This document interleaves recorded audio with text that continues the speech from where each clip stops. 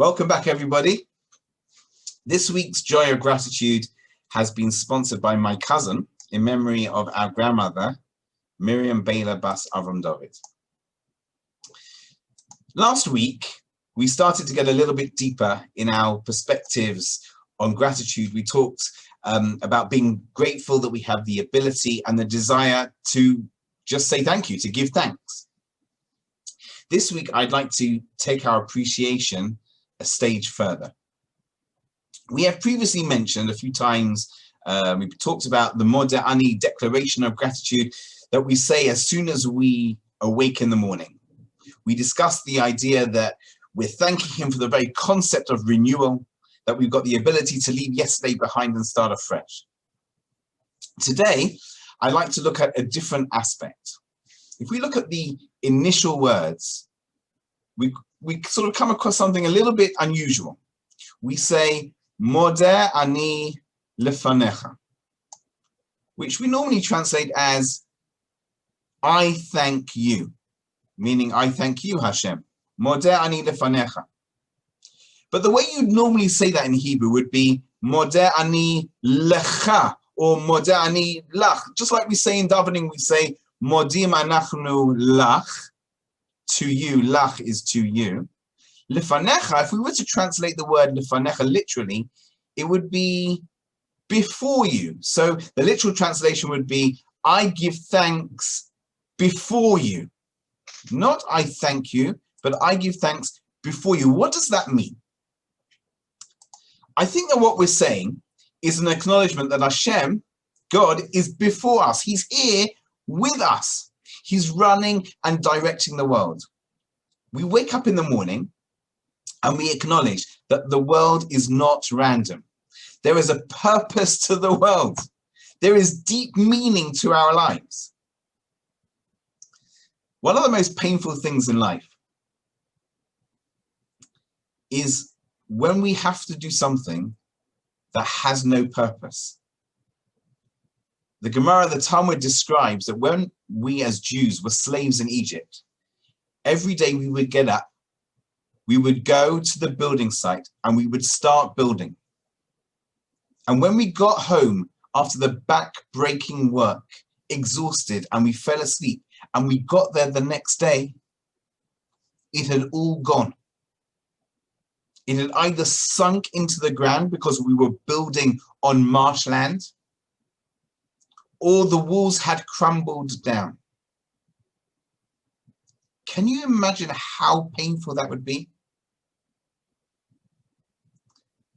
They were slaves, of course, and they were working and they didn't want to work. But at least if they'd had something to be able to say, look, I'm making progress. I've got some purpose here. But no, every day they had to start again. Nothing that they did had any real meaning. And we hear stories, many reports of the Nazi camps. Similar sort of thing, where the Nazis would make people come along, pick up heavy rocks from a field, lift them, take them somewhere else, and then the next day, make them take those same rocks back to the same field where they came from. And again, a continuous cycle, again and again and again. They knew that they weren't accomplishing anything. They knew it was purposeless. The evil Nazis would not even give them the most basic human need of feeling that they were doing something of substance. There's a well-known statement in the Gemara, in the Talmud, about Rav Yosef. Rav Yosef lived probably around the end of the 3rd and the beginning of the 4th century of the Common Era. He was one of the leading greatest rabbis of his generation in Babylon.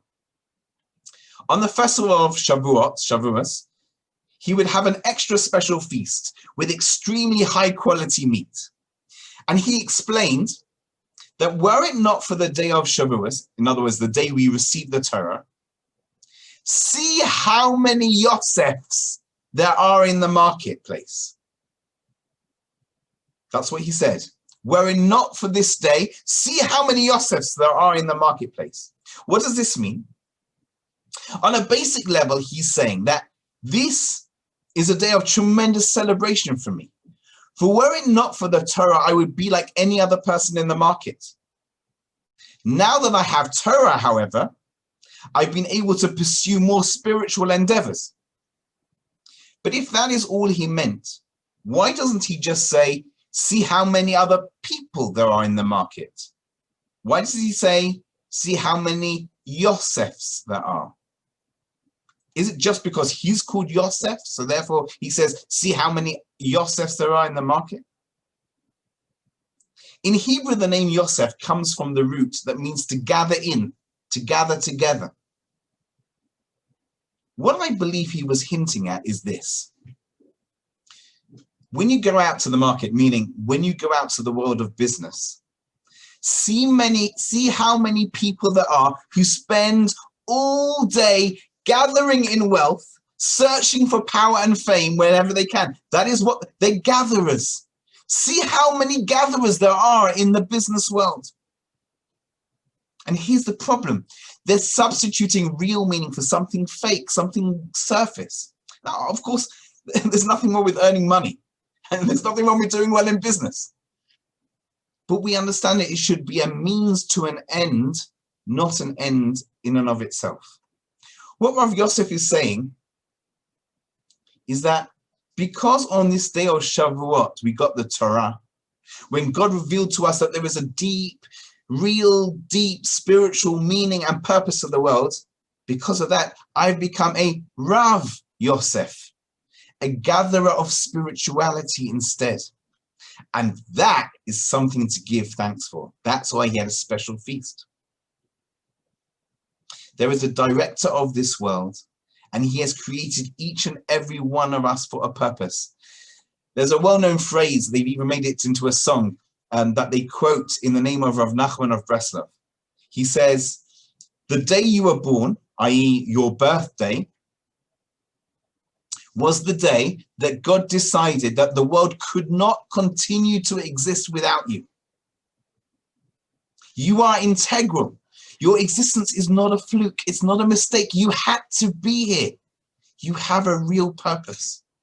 And that is what we're saying when we wake up in the morning. When we wake up, we say, Modeh ani lefanecha. We say, Modeh, thanks. That there is an ani, an I, a me, lefanecha, in front of you.